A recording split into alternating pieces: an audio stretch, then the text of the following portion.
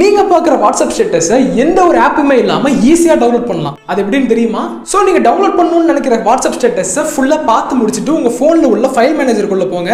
அதில் ஆண்ட்ராய்டுன்னு இருக்கும். ஸோ அந்த ஆண்ட்ராய்டை கிளிக் பண்ணிவிட்டு மீடியா com.whatsapp, அதில் வாட்ஸ்அப், அப்புறமேட்டு கீழே வந்து மீடியான்னு ஒரு ஆப்ஷன் இருக்கும். அதை கிளிக் பண்ணி .statuses அப்படின்னு ஒன்று இருக்கும்.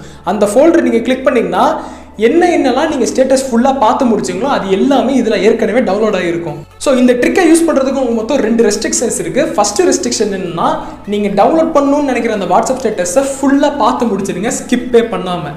செகண்ட் என்ன அப்படின்னா, நான் சொன்னல .statuses அப்படின்னு, அந்த ஃபோல்டர் ஒரு டெம்பரரி ஃபோல்டர் தான். அதனால வாட்ஸ்அப் அந்த ஃபோல்டரில் உள்ள ஃபைல்ஸ் எல்லாத்தையும் எந்த நேரத்தில் வேணால் டெலீட் பண்ணலாம். அதனால முடிஞ்ச வரைக்கும் உங்களுக்கு தேவைப்படுற அந்த ஸ்டேட்டஸ் வீடியோவை மட்டும் வேற ஒரு ஃபோல்டரில் போயிட்டு காப்பி பண்ணி வச்சிங்க, என்ஜாய் பண்ணுங்க.